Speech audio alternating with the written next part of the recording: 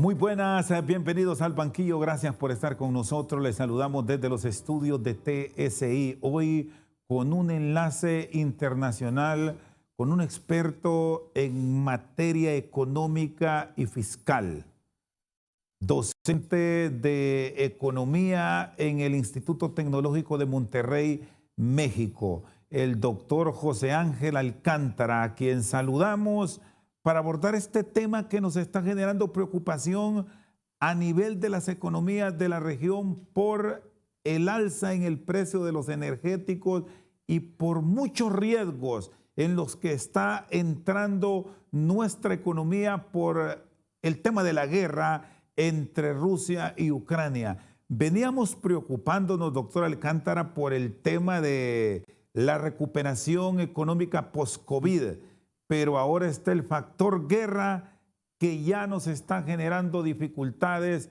en los derivados del petróleo y en algunos productos agrícolas, solo para este inicio de esta guerra que ya tiene más de 3 semanas. Buenas noches, qué gusto saludarlo aquí desde Honduras.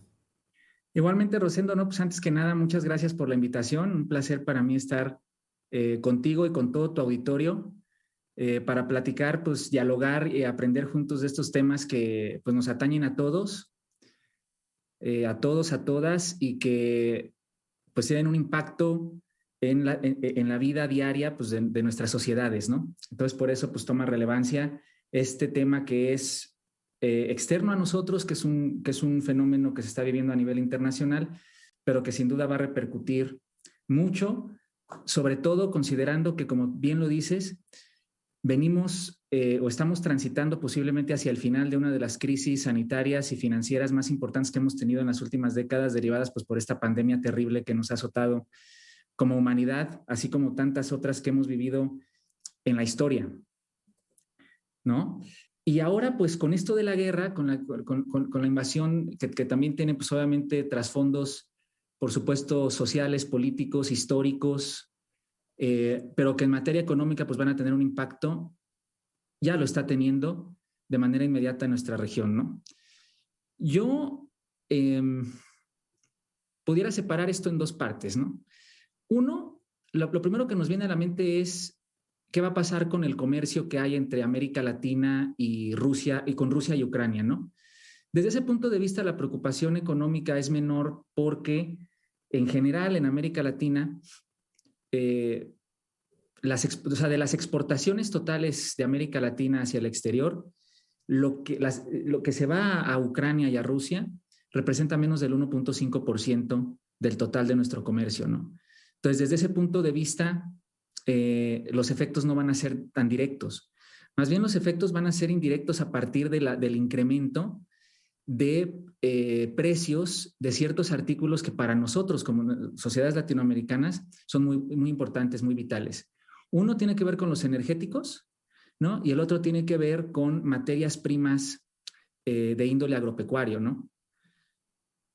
Los gobiernos, doctor Alcántara, los gobiernos se están preparando con anticipación para enfrentar estos problemas que quizás a mediado de año ya generarán una enorme repercusión, sobre todo en la producción agrícola, más allá de lo que hoy ya nos pasa factura por las alzas en los derivados del petróleo y en el incremento de costos en la generación de energía eléctrica.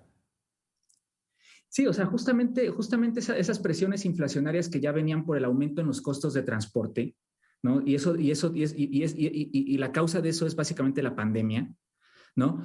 Subió el precio de algunos metales, subió el precio de algunos insumos intermedios, ¿no? Que lo que hicieron es generar una presión inflacionaria en Estados Unidos y que se fue corriendo a todo el mundo, ¿no? Una de las primeras medidas que toman los bancos centrales ante estas medidas, ante estos fenómenos inflacionarios, es la subida de tasas de interés. Lo hemos vivido en Estados Unidos, lo hemos vivido en México y en muchos países de América Latina. La consecuencia directa de eso, pues, es que reprimimos, ¿no?, el consumo, reprimimos la inversión y entonces reprimimos, de alguna manera, ralentizamos el crecimiento económico, ¿no?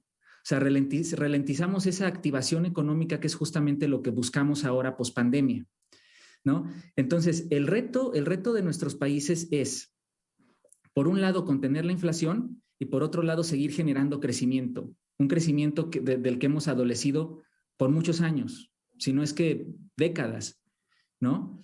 Entonces, ese escenario es el que se nos plantea hoy.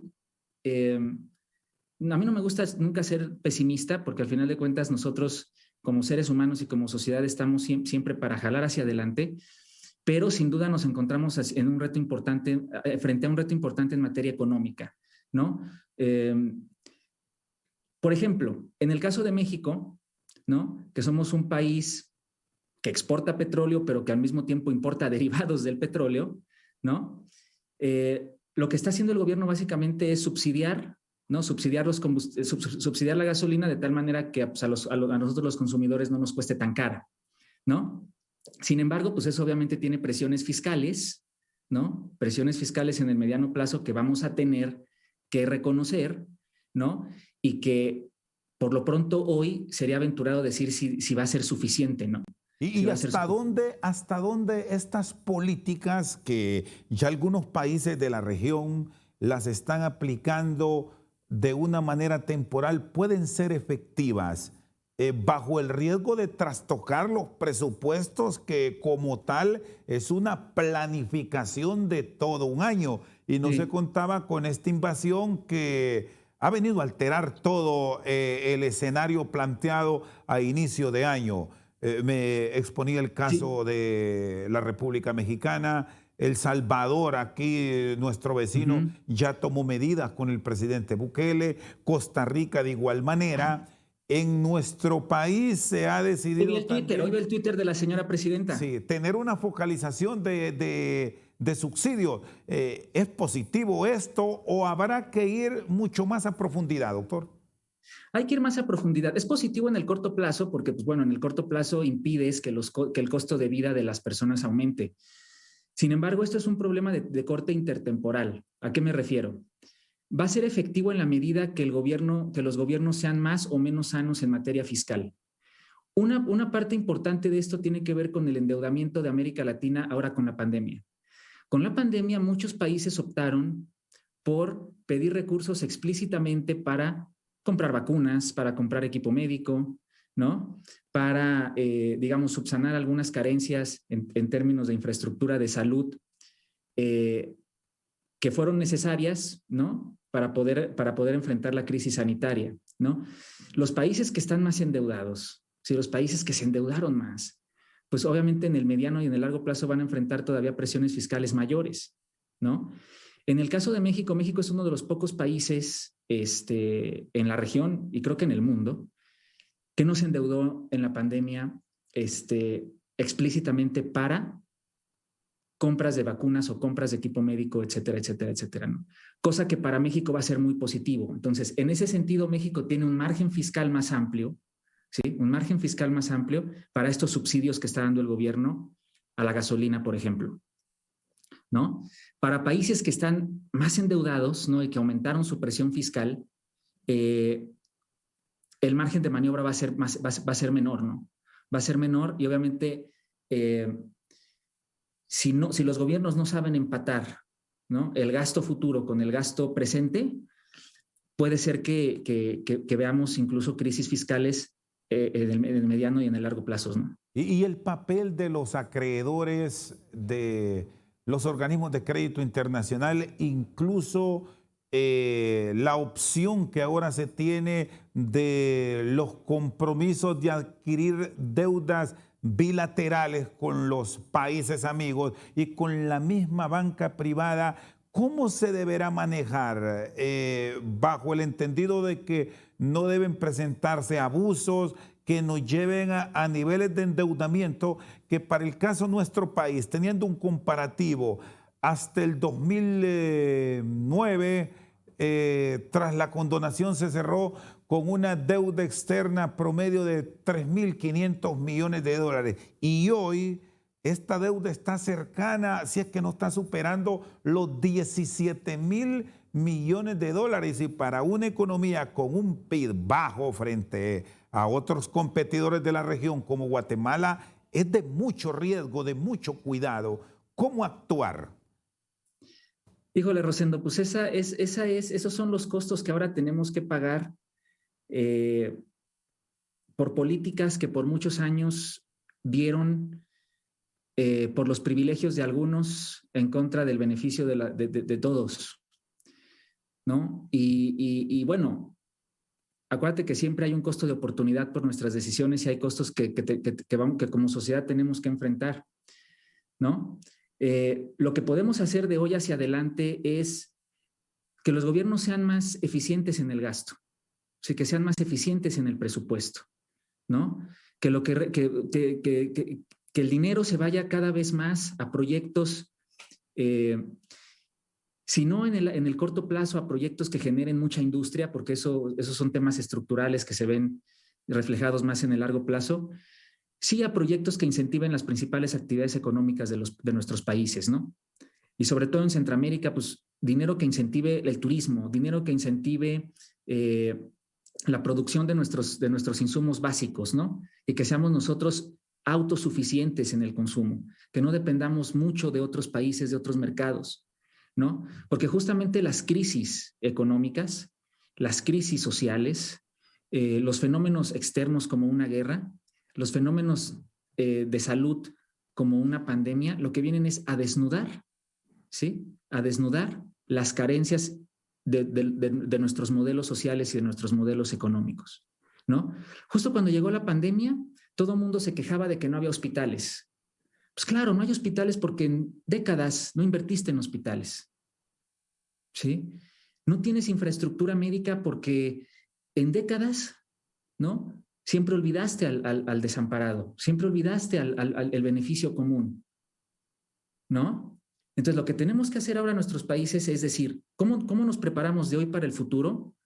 ¿Sí? Sabiendo que siempre vamos a estar expuestos a enfrentar crisis de todo tipo. Esta no será la última pandemia que enfrentemos, esta no será la única guerra la última guerra que el mundo, desgraciadamente, vivirá, ¿no? Porque es nuestra historia.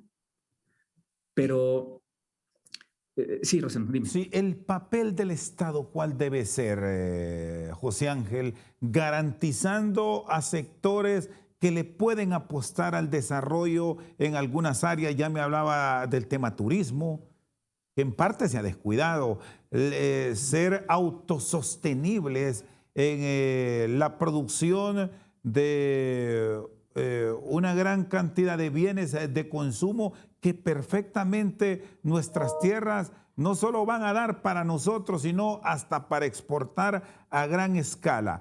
Pero de ese sector que puede ser fundamental, y hablamos del sector privado, ¿cómo incentivarlo? ¿Cómo motivarlo en un momento de recuperación donde hay también sus reservas de meter plata? Claro, sí, mira, primero lo que tiene que haber es un marco jurídico que te dé garantías, ¿no? De que puedes atraer inversiones, ¿no? Eliminar, desterrar actos de corrupción, ¿sí? Que eso es muy importante y que tiene que ver con el aparato jurídico, ¿no? Y de derecho. Es decir, contratos. A ver, para explicarlo mejor. Los países necesitamos inversión pública e inversión privada para generar industria y para generar crecimiento, ¿no? Generalmente nuestros países por sí solos, es decir, con la pura inversión pública es insuficiente, ¿sí? Con la pura inversión privada es insuficiente. No, lo que necesitamos es una combinación óptima de inversión pública y de inversión privada, ¿sí? Que generen proyectos que generen valor agregado a nuestros países, ¿sí? ¿Qué es valor agregado? Bueno, una inversión que te genera más crecimiento, ¿no? O sea, no una inversión que se queda ahí, o sea, que tú inviertes y entonces ya no hay un efecto multiplicador. No, las inversiones que generan valor agregado es que tú inviertes y ese peso que inviertes genera un efecto multiplicador en otras áreas de la economía, ¿no? Para eso necesitas, pues bueno, certeza jurídica y desterrar en lo más posible la corrupción, ¿no?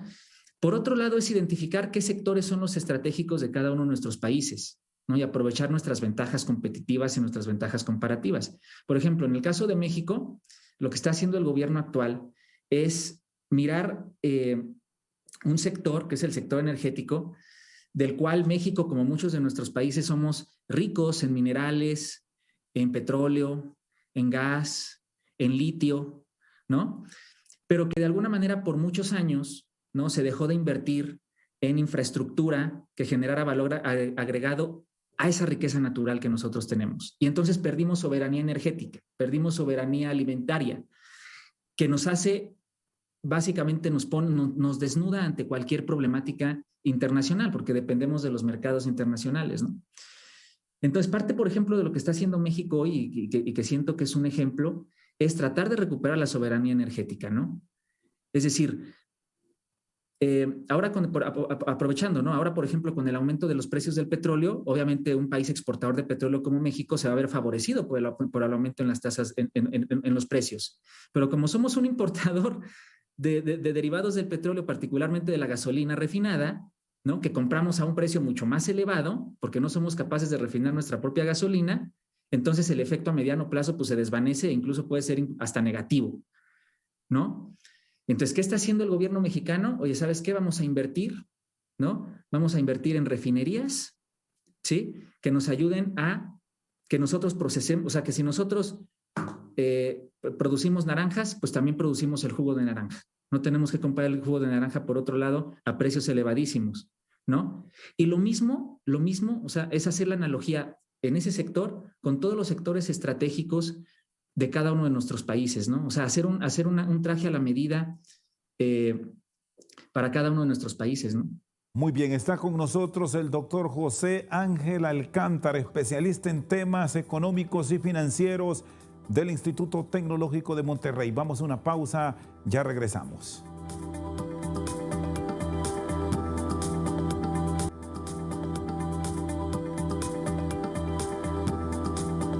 Seguimos esta noche al banquillo con el doctor José Ángel Alcántara, catedrático del Instituto Tecnológico de Monterrey en el área de Economía y Finanzas. ¿Cómo manejarse en este escenario tan cambiante de hoy en día? Porque mientras se está planificando para recuperar empleos, para volver más eficientes los presupuestos, para buscar alternativas de una mejor inversión de los recursos locales, nos llega la guerra. ¿Cómo estructurarnos para que nuestras economías muy pronto no vayan a entrar en una crisis mucho mayor que la que ha dejado la pandemia frente a la escasez que algunos especialistas han pronosticado para los próximos meses en algunos productos que la Unión Europea, con países mucho más ricos que los nuestros, va a comprar al mundo, con el mercado de Estados Unidos garantizando en principio sus abastecimientos frente a donaciones y apoyos que llegan para estos mercados, doctor? Sí, no, la verdad es que, por ejemplo, si nos ponemos a ver el tema de los productos del sector agrícola, Ucrania y Rusia pues producen básicamente una cuarta parte del trigo, por ejemplo, que se consume en el mundo, ¿no? Una buena proporción también del maíz que se produce en el mundo. Metales como el paladio, por ejemplo, que se utiliza para la manufactura de los microchips famosos que se utilizan para crear los automóviles, ¿no? Pues el precio está aumentando, ¿no? Metales que tienen que ver, que se utilizan en la industria de la construcción, también van a aumentar sus precios, ¿no? Y sabemos que, por ejemplo, sectores como la industria de la construcción es uno de los sectores que impulsa el crecimiento económico en el corto plazo de los países, ¿no? Yo creo que aquí el reto más importante en términos del bienestar de nuestros pueblos en el corto plazo tiene que ver con las presiones inflacionarias, Rosendo. Y siento que ahí es donde los países en materia de política económica van a poner el ojo y van a poner el foco. ¿Por qué? Porque las otras medidas, desgraciadamente, son de largo plazo, son más estructurales, ¿no? O sea, por ejemplo, si nosotros queremos elevar el nivel de empleo, ¿no? no es algo que podamos hacer de la noche a la mañana, ¿no? O sea, son resultados que se van a conseguir con políticas que se implementan y tardan 2 o 3 años en surtir sus efectos, ¿no? Políticas que tienen que ver con el desarrollo industrial también son políticas cuyos efectos se ven en el mediano plazo, ¿no? Los efectos que vamos a vivir ahora en el corto plazo, que son presiones inflacionarias, van a tener que ser resueltas con medidas cortoplacistas en materia de política fiscal. Eso desgraciadamente nos va a llevar a reprimir el consumo y sobre todo la inversión en nuestros países. Lo que tendríamos que estar pensando es en un proyecto, ¿no? En proyectos nacionales intertemporales, ¿no? Que, oye, ¿sabes qué? Cuando termine la guerra, cuando termine la pandemia, ¿qué es lo primero que tenemos que hacer? ¿Cómo tenemos que reagendar el presupuesto? ¿No? ¿A qué sectores son los que les tenemos que apostar? ¿No? Y entonces tener nuestros planes de corto y de largo plazo. Siempre es importante pensar en términos intertemporales, Rosendo, porque así es el mundo. El mundo es incierto y el mundo es intertemporal, ¿no? No solamente actuamos por el contexto actual, actuamos por las expectativas que tenemos del futuro, ¿no? Cosa que en nuestros países siempre falla. En nuestros países generalmente siempre tenemos proyectos de corto plazo y los gobiernos le dicen a las personas lo que quieren escuchar, ¿no? Pero no nos dicen los costos, ¿no? Y los sacrificios que tenemos que hacer para realmente ganar en el futuro. Los políticos, ¿qué cuidado deben tener? Y aquí me quedo con la propuesta del político latino. Desde México hasta la Patagonia, la tendencia es ofrecer, llegar al poder y cumplir en algunos de esos compromisos que, si no se tiene cuidado hoy con las dificultades económicas que hay en la región, se puede llegar a quebrar muchas economías. En ese contexto, ¿cómo se deberá actuar por parte de ellos? Doctor Alcántara. Con ética, Rosendo.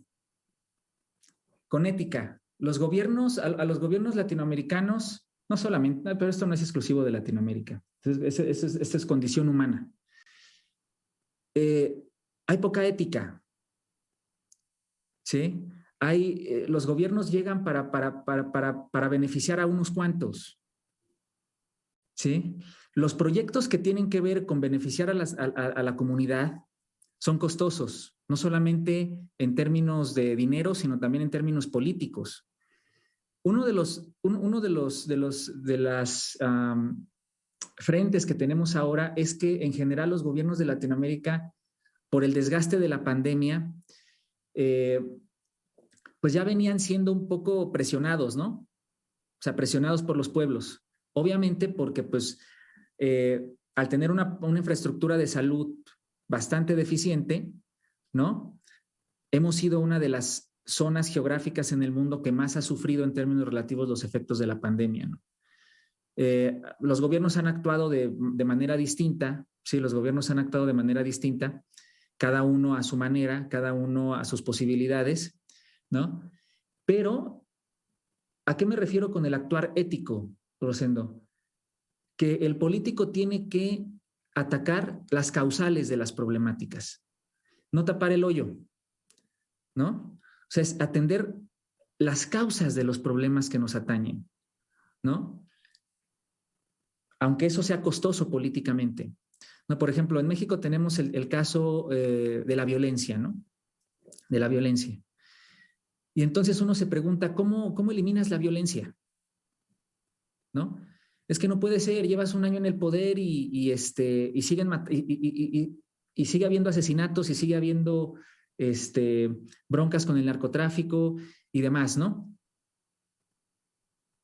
La violencia no es, o sea, las causas que generan la violencia, ¿no? Tienen que ver con temas sociales de fondo históricos, la desigualdad consistente, la pobreza, el difícil acceso o nulo acceso a la educación, a la salud. Esas fallas son las que te llevan a la violencia. Estoy poniendo un ejemplo, ¿no? ¿Cómo atacas la violencia? Desde las causas, aunque eso te lleve tiempo, ¿no? Y no querer resolver, y no querer aparentar resolver un problema, ¿no?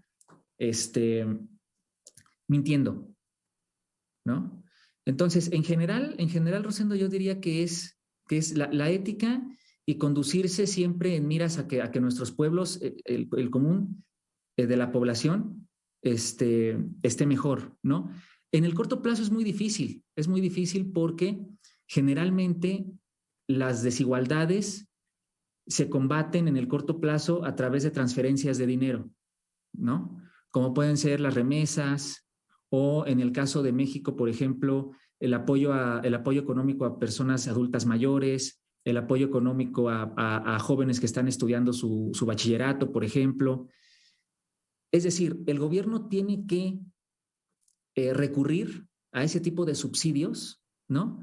Para desequilibrar esas brechas de desigualdad que hay tan enormes en nuestros países, ¿no? Y el gran mercado de los Estados Unidos, ¿cuál debe ser el comportamiento para mantener vivas estas economías, para mantenerlas a flote? Me tocaba el tema de las remesas, que resulta fundamental para el sostenimiento de muchas actividades en nuestros países. El caso de Honduras, promedio de 7,000 hasta 8,000 dólares de los últimos años.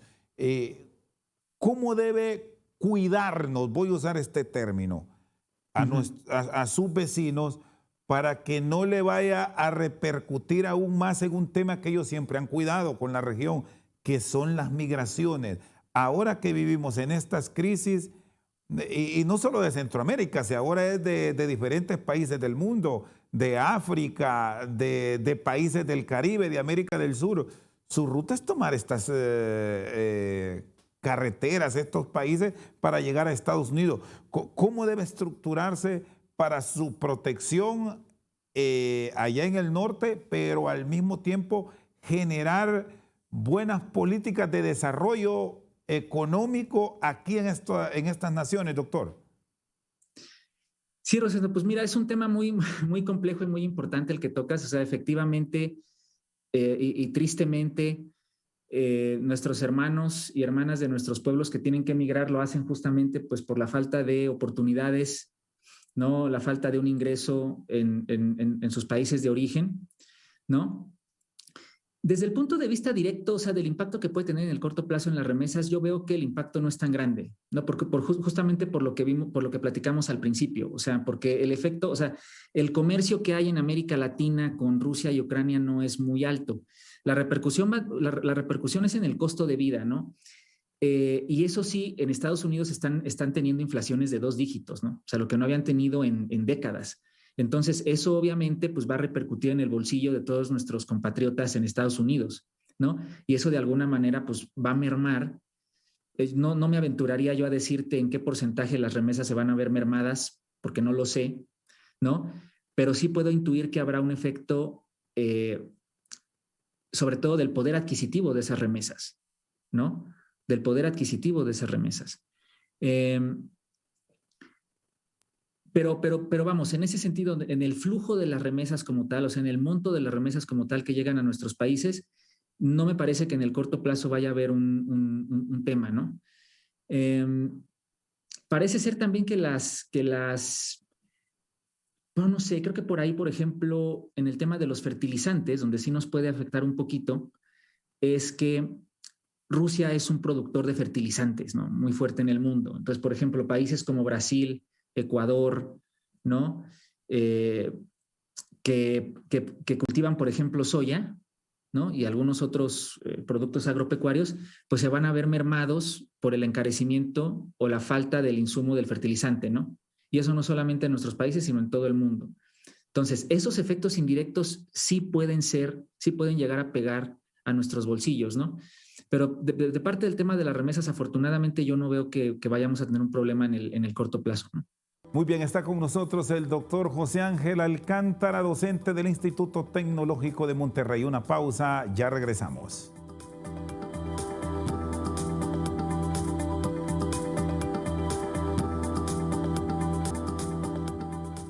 Seguimos esta noche al banquillo con el doctor José Ángel Alcántara. ¿Qué riesgo estaremos enfrentando en el corto plazo a nivel de la economía mundial?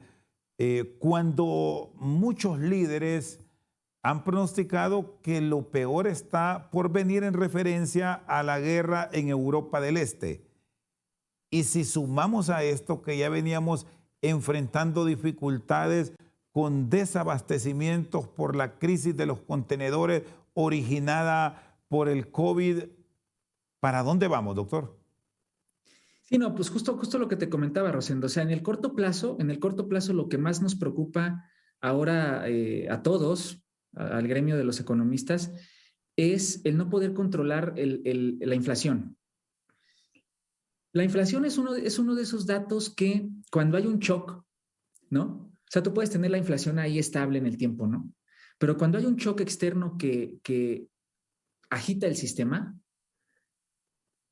tarda mucho tiempo, ¿sí? Tarda mucho tiempo en regresar a sus niveles previos. Lo mismo pasa, por ejemplo, con el empleo. Si hay una crisis económica que de repente te aumenta el desempleo, no es que vayas a recuperar los empleos en el mismo tiempo en el que surgió la crisis, ¿no? ¿No? En el que se gestó la crisis, sino que va a durar más tiempo en regresar a sus niveles previos. Entonces es lo que nos preocupa. Al principio, muchos analistas decían que el efecto inflacionario iba a ser transitorio, ¿no? O sea, que era cuestión de 6, 7 meses para que regresáramos a los precios, al nivel de precios anterior a la pandemia, ¿no? Y sin embargo, ahora con la guerra con la guerra que estamos viviendo, pues eso es prácticamente imposible. O sea, estamos hablando de que incluso hay pronósticos de que todavía en el 2023 vamos a tener presiones inflacionarias, ¿no? Y eso desgraciadamente le pega siempre, pues, a los que menos tienen, Rosendo. Le pega al bolsillo de los que menos tienen. Y ese es el reto de nuestras economías, ¿no? Que yo te puedo hablar, por ejemplo, del caso mexicano, ¿qué es lo que está atenuando esta situación? ¿No? ¿Qué es lo que está atenuando esta situación? Pues ciertos programas sociales que tienen que ver con transferencias directas de dinero. Si esas transferencias, o sea, te soy honesto, si esas transferencias no existieran, ahorita estaríamos viviendo en México una crisis muy fuerte de consumo, ¿no? O sea, ahorita, por ejemplo, las personas adultas mayores en México reciben una mensualidad directa del gobierno, es una transferencia. Los estudiantes de escuelas públicas, de secundarias, preparatorias y de universidad reciben una pensión mensual, por ejemplo, ¿no? El nivel que recibimos en México de remesas, pues le cae a México como anillo al dedo. O sea, porque es básicamente un dinero que no tiene contraprestación y que le llega generalmente a los mexicanos y mexicanas que viven en las regiones más humildes del país. Entonces, eso realmente es lo que nos está atenuando la crisis en México. Y la otra, el no endeudamiento, ¿no? El que México no se endeudó. Ahora, no todos los países tienen esta posibilidad, ¿no? Porque el hecho de dar transferencias a la gente, pues tiene un costo fiscal importante. ¿Cómo se debe orientar para tener efectividad en los mismos? Porque estos programas sociales, casi en toda la región, se han implementado, y no de ahora, sino de muchos años atrás, pero el matiz político termina dañando las iniciativas, porque hoy que gobierna un partido, de repente el beneficio es para quienes me siguen, dejando de un lado a aquellos ciudadanos que también lo merecen, pero como no compartía con mi diario político, lo aparto. ¿Cómo generar que estas políticas sean efectivas su aplicación? Bueno, que tienen que ser universales, Rosendo, ¿no? O sea, tienen que ser universales. Por ejemplo, el gobierno de México no reconoce para dar una pensión a adultos mayores si eres una persona adulta mayor rica o pobre. Todo el mundo tiene acceso a ese recurso, ¿no? O sea, ahí está la clave. O sea, si tú vas a dar una ayuda, podemos estar de acuerdo o no, pero si vas a dar la ayuda, tiene que ser universal, ¿no? Y tiene que ser, digamos, a los más vulnerables, a las personas más vulnerables, ¿no? Que de alguna manera son los que más resienten el impacto de la crisis. ¿No? Por ejemplo, se han dado muchos apoyos ahora en la pandemia a microempresarios, por ejemplo, ¿no? Créditos a la palabra, ¿no? En los que tú vas y bueno, pues para sobrevivir 2 o 3 meses, el gobierno te ayuda con una cierta cantidad, ¿no? Que son programas que al ser tan cortoplacistas, ¿no? Y al haber, eh, como tú dices, muchas veces poca claridad, ¿no? En el destino de estos recursos, pues siempre hay un grado de opacidad, ¿no? Lo que hay que buscar es que ese grado de opacidad sea lo mínimo posible, ¿no? Y eso tiene que ver con pues los niveles de transparencia que hay en nuestros países y que es un problema que en toda Latinoamérica pues enfrentamos, ¿no? Que es el fenómeno de la corrupción y de la opacidad y demás. Pero yo o sea, voy más desde el punto de vista técnico, ¿no? O sea, desde el punto de vista de qué es lo que, de cuáles son las medidas que ahorita, por ejemplo, en México están sirviendo, ¿no? O sea, increíblemente, eso es lo que está atenuando, porque ya no tienes otro margen, ¿no? Bueno, hay otros proyectos de infraestructura, ¿no? Hay otros proyectos de infraestructura como el aeropuerto que se está construyendo, como el Tren Maya, no sé si has escuchado por ahí, del Tren Maya que se está construyendo en el sureste del país, del paso transísmico por el istmo de Tehuantepec, etcétera. O sea, son proyectos de infraestructura que estaban ya diseñados desde el presupuesto de la presente administración, ¿no? Pero que ya no cuentan, ¿no? O sea, porque como estuvieron diseñados antes de considerar el efecto de la guerra y el efecto de la pandemia, ya no cuentan, digamos, para acelerar el crecimiento y para mitigar el golpe que nos va a traer, las consecuencias que nos va a traer esta crisis, ¿no?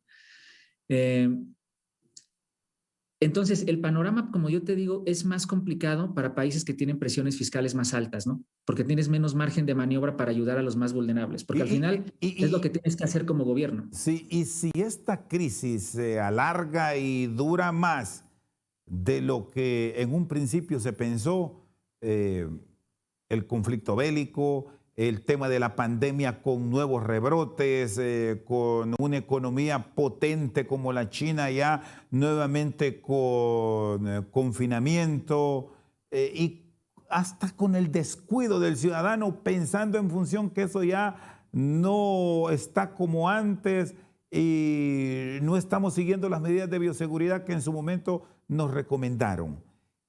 ¿Qué acciones puntuales se deberán seguir para que nuestras finanzas no se vayan a la quiebra? Sobre todo en aquellos países donde somos muy, pero muy dependientes de las exportaciones y de que nuestros compatriotas en Estados Unidos y en algunas otras naciones del mundo nos manden remesas. Sí, no, el panorama, a ver, yo como lo veo es, partiendo de la primera premisa que comentas, ¿no? De qué pasa si la guerra se alarga. Eh, Puede ser, ¿no? Puede ser que el conflicto vaya más para largo. Todo va a depender del juego geopolítico que se está viviendo, ¿no? O sea, por un lado, China e India, que son las dos economías más importantes que están jugando como que entre Rusia, no, sobre todo India, ¿no? O sea, India está como entre Moscú y Washington, ¿no? China está, digamos, no ha condenado al 100% la invasión de Rusia a Ucrania, pero tampoco condena a Putin, ¿no? O sea, es como, eh, está jugando hay un juego geopolítico interesante y por otro lado, porque China no quiere ser parte de las sanciones que le están aplicando a Rusia, ¿no? O sea, eso es básicamente lo que está temiendo China en este momento, ¿no? Las sanciones que le están imponiendo a Rusia, no creo que la verdad en el corto plazo le interesen mucho, ¿eh? O sea, Rusia por mucho tiempo ha sufrido sanciones por parte de Occidente, ¿no? Este, eh, a Rusia lo que le interesa de manera geopolítica, pues es que la OTAN no gane tanto poder, ¿no? Sobre todo a través de Ucrania, ¿no? Entonces, de alguna manera, por muchos años, Rusia creo que se ha preparado para estas sanciones, ¿no? O sea, desde hace tiempo que básicamente el 80% de las transacciones financieras no se hacen a través del sistema SWIFT en Rusia, se hacían a través ya del sistema de China, del sistema chino, creo que se llama CISP o algo así. O sea, no es que las sanciones estén afectando a Rusia de manera catastrófica, ¿no? Entonces Rusia, por lo menos en el corto plazo, o sea, esas medidas, esas sanciones no veo yo que tengan un impacto para frenar la guerra en el corto plazo, ¿no? Entonces sí es cierto que nos podemos enfrentar a un escenario en el que la guerra se pueda alargar, ¿no? Y desde ese punto de vista, pues con los problemas que vamos a lidiar son justamente con el desabasto de energéticos, ¿no? Y con el desabasto de insumos intermedios, ¿no? Y aparte de su encarecimiento, ¿no? Entonces, si tú me preguntas acciones puntuales que debemos tomar, pues una es una combinación de política fiscal y política monetaria como nunca antes las habíamos tenido, ¿no? Ahora sí debe ser que los gobiernos se planteen que la política monetaria tenga que afectar el crecimiento económico de alguna manera, porque va a ser el instrumento principal que tenemos nuestros países para alentar el crecimiento económico, ¿no? Y ahí va a ser pues labor de los hacedores de política pública encontrar las combinaciones óptimas de política fiscal y de política monetaria que ayuden a frenar la inflación, pero que al mismo tiempo no inhiban tanto el consumo. Si nos enfrentamos a un escenario de precios excesivamente altos de los metales y de los productos agropecuarios, yo veo muy difícil que los gobiernos puedan solucionar ese problema si no es por ayudas directas a los más vulnerables, ¿no? Lo demás, pues son acciones a mediano y a largo plazo que tienen que ver con problemas digamos, atención estructural, económica estructural, ¿no? Pero no de corto plazo. Muy bien, está con nosotros el doctor José Ángel Alcántara, docente del Instituto Tecnológico de Monterrey en el área de Economía y Finanzas. Una pausa, ya regresamos.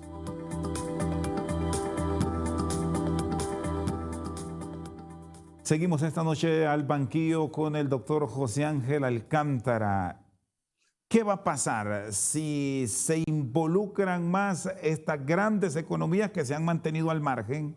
Ya me mencionaba el caso de la India, algunos otros países de Europa, y sumado a esto, la presión que ya en las últimas horas sí fue más contundente de Estados Unidos, con dar un apoyo con armas a Ucrania. ¿Para dónde puede tomar partida esto frente a la economía global? Pues mira, sin duda, Rosendo, no hay otra respuesta más que un escenario pues negativo, ¿no? O sea, un escenario como el que estamos viviendo de una pandemia, de una guerra, ¿no? De una invasión que por supuesto tiene sus explicaciones y tiene sus razones sociopolíticas y geopolíticas e históricas y demás. Por supuesto que por definición nos pone en un panorama complejo, ¿sí? Nos pone en un panorama difícil, en un escenario en el que nos llevaría a que los niveles de pobreza en el mundo aumenten. Presiones, sobre todo en pobreza alimentaria. O sea, ahorita la preocupación que estamos viviendo es que muchas personas no van a tener, a lo mejor para su ingesta total, completa, diaria de alimentación, ¿no?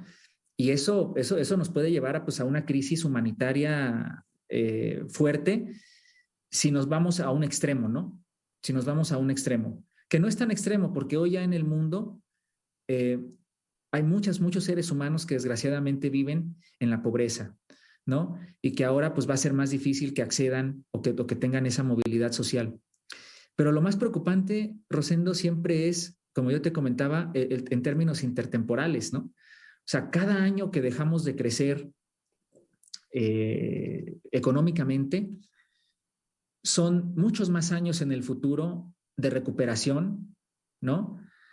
Muchos más años en el futuro que vamos a estar, en vez de mirar hacia adelante, resolviendo los problemas y los estragos que esta situación nos está dejando, ¿no? ¿Qué tenemos que hacer en los países ante esta situación? Pues siempre aprovechar, ¿no? Aprovechar lo mejor que tenemos, ¿no? Aprovechar lo mejor que tenemos. Y en ese aspecto yo, por ejemplo, veo a México hoy en día como un ejemplo de lo que se tiene que hacer, ¿no? Como un ejemplo de lo que se tiene que hacer. Es decir, estamos frente a una crisis, pero nunca perder de vista el proyecto de nación que tienes, ¿no? Que es recuperar tu soberanía energética y hacerte autosuficiente alimentariamente. Aquí hay un punto que es fundamental para nuestros países aprovechar los recurso humano vinculado al tema educativo? ¿Cómo deberá replantearse? Porque seguimos renuentes en algunas comunidades a tener esa presencialidad. Usted como docente, como hombre de economía y finanzas, ¿qué nos recomienda para nosotros? Para tener en la educación el ejemplo de desarrollo de grandes potencias, los tigres asiáticos, por citar una región, Singapur, Taiwán, el mismo Sí. Japón, Corea del Sur, que hoy son referentes a nivel del mundo. Claro. Sí, no, Rosendo, tocas un tema fundamental, ¿no? Y aprovechando que el lunes es 21 de marzo y festejamos el natalicio del Benemérito de las Américas, Benito Juárez, él justamente decía que la educación, eh, decía, libre y para mí sagrado es el derecho de pensar, ¿no? Libre y para mí sagrado es el derecho de pensar porque la educación es la base, ¿no? Del desarrollo y el futuro de los pueblos, ¿no? Entonces, yo lo veo como docente, yo creo que son más los efectos colaterales que ha tenido la pandemia en términos de lo que los estudiantes han tenido que dejar, derivados de que los estudiantes dejaron las aulas, ¿no? A los propios costos ya de la pandemia. O sea, sería muy interesante hacer el análisis de cuáles han sido los costos colaterales, ¿no? Porque justamente entre más preparado esté un pueblo, ¿no? Entre más herramientas tengamos para entender nuestros problemas, ¿no? Para entender nuestra historia, más capaces vamos a ser de presentar soluciones, de plantear soluciones. Pero no podemos plantear soluciones a problemas que no entendemos, ¿no? Y eso tiene que ver con la educación, pero como tú dices, está conectado con todo, ¿no? O sea, es el acceso a la salud, es el acceso a una vida digna, es el acceso a la seguridad, ¿no? Es el acceso a la lectura, a la educación, ¿no? Todo eso, ¿no? Justamente estas crisis, ¿para qué nos van a servir? ¿No? Lo que estamos viviendo hoy, ¿para qué nos va a servir? ¿De qué van a escribir los historiadores, Rosendo, sobre nosotros en 100 años, en 50, en 150? Tienen que escribir como la generación que aprendió, ¿no? Como la generación que se dio cuenta de las carencias, ¿no? Que se evidenciaron con esta crisis, ¿no? Y que se puso, y que somos las sociedades que se pusieron a trabajar para corregir eso. Ese es el mensaje más importante de las crisis. O sea, las crisis hoy estamos pagando los costos de errores que cometimos en el pasado. Pero hoy tenemos que ser capaces como sociedades de ver lo expuestos que somos, lo frágiles que somos también como seres humanos ante un virus, por ejemplo, ¿no? Y entonces plantearnos por fin y de una vez por todas proyectos de largo plazo, ¿no? Proyectos de largo plazo que estén encaminados en atacar justamente esas problemáticas, ¿no?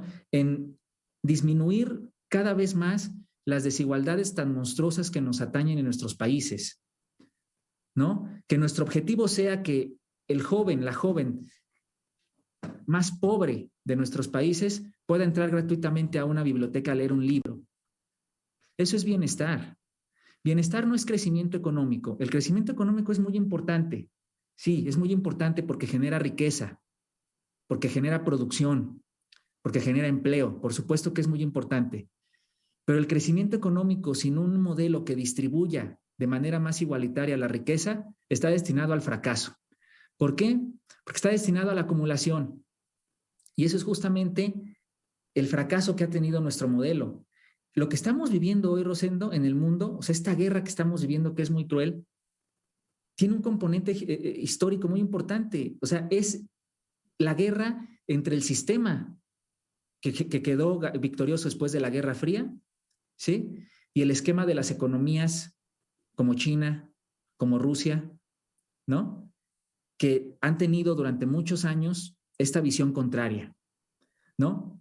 Entonces, lo que está planteando Rusia hoy, ¿no? Y así lo veo yo, es de alguna manera la decadencia de este sistema que surgió después de la Guerra Fría y que hasta hoy en día pues ha arrojado resultados paupérrimos a nivel de desigualdad social y a nivel de pobreza, ¿no? Entonces, sí, los costos inmediatos los vamos a tener que pagar y eso tiene que ver con la inflación, tiene que ver con el desabasto, tiene que ver con la pobreza relativa a la que se van a enfrentar nuestros pueblos, a las presiones fiscales que van a tener los gobiernos, al endeudamiento y demás.